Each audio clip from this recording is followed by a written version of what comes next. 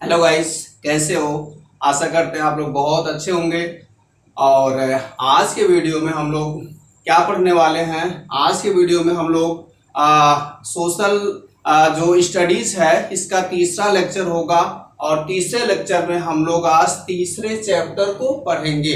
ये DElEd first semester वालों के लिए पूरी तरह से है ये वीडियो। इसमें डीएलएड वालों के लिए उनकी परीक्षाओं के जो प्रश्न कैसे आते हैं, प्रश्नों का जो कैसे उन्हें लिखना रहता है, और उनके जो मतलब कुल प्रश्नों के जो मतलब कह सकते हैं वर्णन किस प्रकार करना रहता है, ये सारी चीजों को आज हम लोग पढ़ने वाले हैं चैप्टर नंबर 3 में। तो चैप्टर नंबर 3 का क्या नाम है? चैप्टर नंबर 3 नदी घाटी सभ्यताएं। इस चैप्टर का नाम है नदी घाटी सभ्यताएं। पिछले दो वीडियोस में हम लोगों ने क्या क्या पढ़ा था कि ऐतिहासिक स्रोत पढ़ा था, हमारे ऐतिहासिक स्रोत पढ़ा था जो अतीत के थे। और दूसरे वीडियोस में हम लोगों ने पढ़ा था मानव का विकास कैसे हुआ, मानव किस तरह से विकसित क्रम में बढ़ता हुआ आगे बढ़ा। और आज के वीडियो में हम ये पढ़ने वाले हैं कि मानव की जो सभ्यताएं उत्पन्न हुई ये कहाँ से हुई और कैसे उत्पन्न हुई, इनके क्या कारण थे, किस तरह से मानव की सभ्यताएं उदय हुई थी, ये सारी चीजों को आज हम पढ़ने वाले हैं। तो इसमें सभ्यताओं में सबसे पहली सभ्यता की शुरुआत होती है नदी घाटी सभ्यताएं। मानव की जो पहली सभ्यता थी वो थी नदी घाटी सभ्यताएं। और नदी घाटी सभ्यता मानव के जो उदय के लिए क्या कारण थे, क्यों मानव के लिए नदी घाटी सभ्यता ही पहले हुई, इसका क्या कारण था। देखिए जैसा कि लिखा हुआ है नदियों के किनारे सभ्यताओं के उदय के कारण। क्यों मानव की जो सभ्यता हुई नदियों के किनारे हुई, इसका क्या कारण था। तो इसका कारण ये था कि मानव को नदियों के किनारे रहने से पहली प्राथमिकता उसे क्या है ना, पानी की सुलभता हुई, पानी मिलता रहा। पानी के साथ साथ नदियों के पास की जो भूमि थी वो गीली भूमि हुआ करती थी। गीली होने के साथ साथ वहां प्रतिवर्ष बाढ़ आते थे। बाढ़ आने की वजह से जो नदियों के किनारे की जो भूमि थी, मिट्टी थी, वो उपजाऊ होती थी, जिससे मानव को आसानी से कृषि करने को मिल जाता था। इस तरह से इसके अलावा मानव को दूसरे वनस्पतियां और जीवों का पालन करना भी आसान रहा।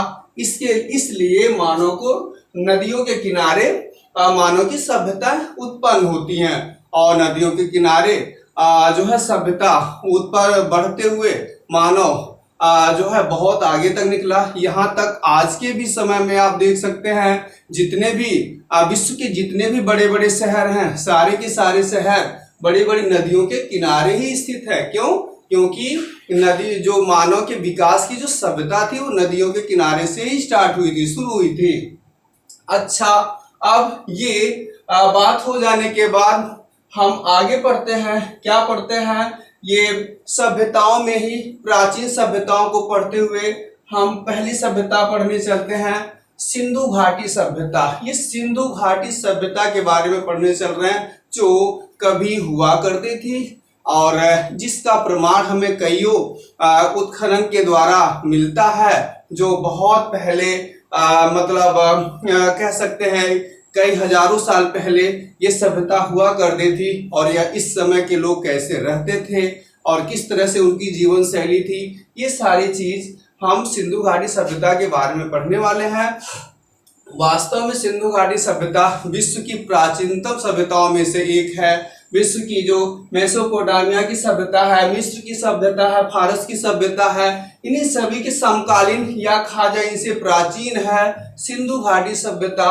और साथ साथ इन सभी सभ्यताओं से बहुत ही विशाल है, बहुत ही बड़ा भी है सिंधु घाटी सभ्यता। और सिंधु घाटी सभ्यता पहले कभी हुआ करती थी, लेकिन आज के समय क्या हुआ कि पृथ्वी पे विशेष भूकंप, भूचाल इत्यादि आने की वजह से ये सभ्यता कभी नष्ट हो गई। जितनी भी सभ्यताएं थी सब नष्ट हो गई। तो सिंधु घाटी सभ्यता का अध्ययन कैसे किया गया, इसके बारे में जानकारी क्या मिली, यही सब हम आज पढ़ने वाले हैं। तो सिंधु घाटी सभ्यता किसकी अध्यक्षता में इसका खोज किया गया, मतलब इसका उत्खनन किया गया? तो अंग्रेज अधिकारी थे सर जॉन मार्शल अंग्रेज अधिकारी थे। इनकी अध्यक्षता में सिंधु घाटी का उत्खनन किया गया। मतलब सिंधु घाटी के जो पास शहर थे, क्षेत्र था, मोहनजोदड़ो, हड़प्पा, चंदोदड़ो, कालीबंगा, ये सब का उत्खनन किया जाता है, खनन किया जाता है। तो इसके अध्यक्ष सर जॉन मार्शल थे, और जिसमें भारतीय पुरातत्ववेत्ता जो थे राखाल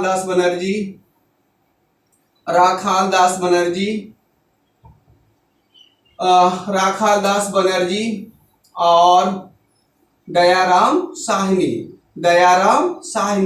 नाम के दो व्यक्ति थे, जिन लोगों ने क्या किया था, सिंधु घाटी सभ्यता का उत्खनन किया था। कब किया था? 1922 में किया था। 1921-22 के समय में राखाल दास बनर्जी और दयाराम साहनी की उपस्थिति में सिंधु घाटी सभ्यता का उत्खनन किया गया था, खोदा गया था। और खुदाई होने से बहुत चीजें ऐसी प्राप्त होती हैं जो सिंधु घाटी सभ्यता के बारे में हमें जानकारी देती हैं। और सिंधु घाटी सभ्यता ऐसा माना जाता है, सिंधु घाटी सभ्यता में जो शहरी सभ्यता थी, और साथ साथ इस सभ्यता की प्रमुख विशेषताएं क्या थी, उन विशेषताओं पे हम चलते हैं देखने।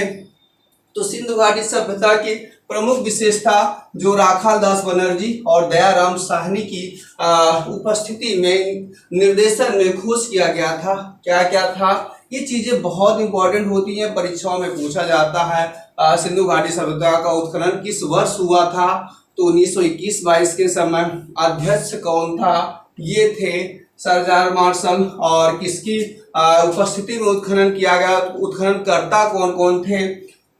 राखाल दास बनर्जी और दयाराम साहनी, ये दो लोग थे।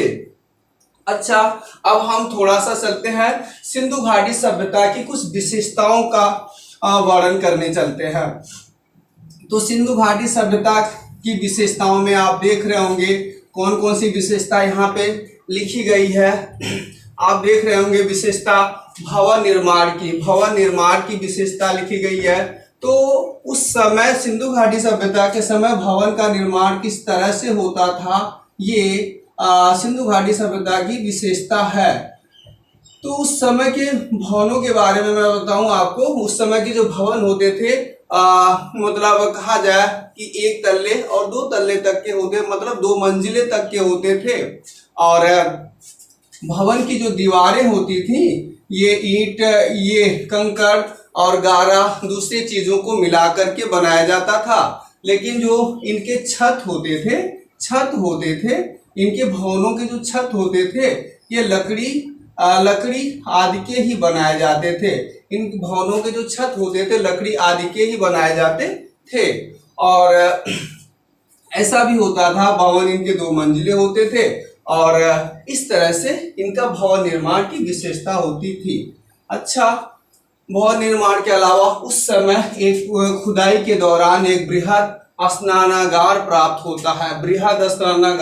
होता है, जिसके बारे में बताया जाता है कि ये 39 बाई 8 फीट का था। मतलब 39 फीट क्या था, चौड़ाई में था, 39 मीटर चौड़ाई में था, लंबाई में था, और 8 मीटर चौड़ाई में था। ये बृहद स्नानागार था। और बृहद स्नानागार की विशेषता क्या थी? इसके चारों तरफ से सीढ़ियां बनी हुई थी, चारों तरफ से सीढ़ियों का निर्माण किया गया था, और जहां पर लोग आके स्नान किया करते थे, ऐसा प्रमाण मिलता है सिंधु घाटी सभ्यता के खुदाई से।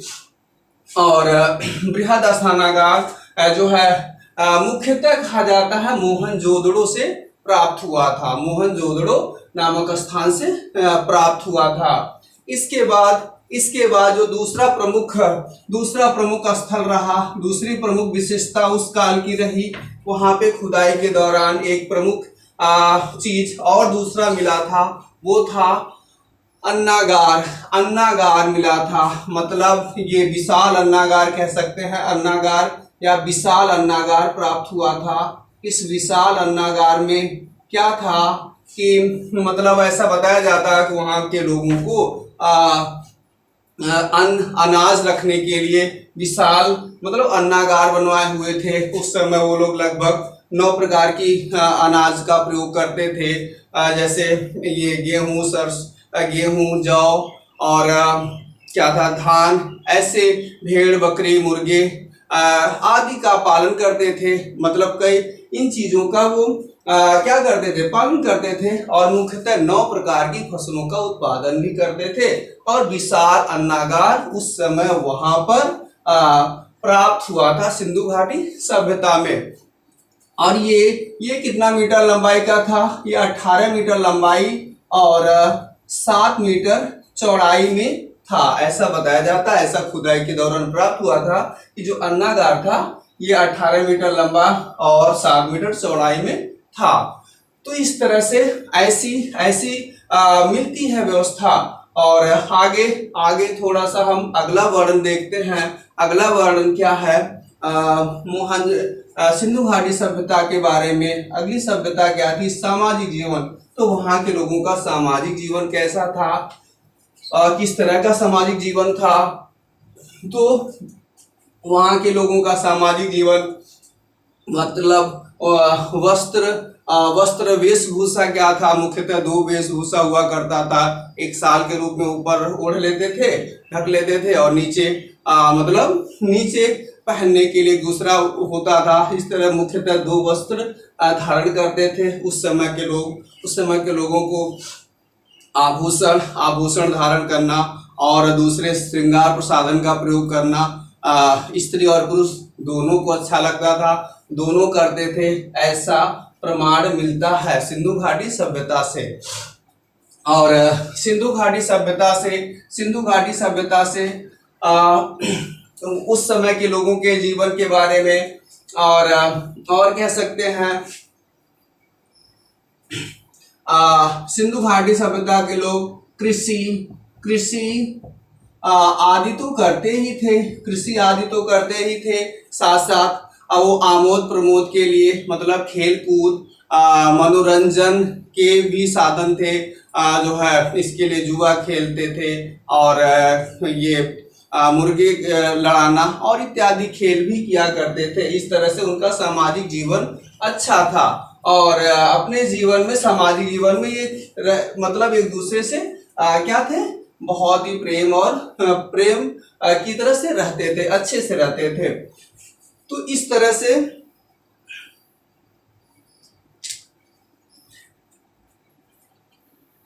तो इस प्रकार हमें ये प्राप्त होता है कि सिंधु घाटी सभ्यता की मुख्य क्या विशेषताएं थी। आज मैंने आपको केवल सिंधु घाटी सभ्यता की पूरी विशेषता को बताया। तो सिंधु घाटी सभ्यता का ये जो पूरा वीडियो है, इसको आप देखते हैं तो पूरी बातें क्लियर हो जाती है थोड़ी ही समय में, और ज़्यादा आपको पढ़ना भी नहीं पड़ेगा। तो इसलिए चीज़ों को, वीडियोस को देखें और वीडियोस को अपने दोस्तों तक भी शेयर करें, और चैनल को ज़रूर सब्सक्राइब करें, वीडियो को लाइक करना ना भूलें। Thank you.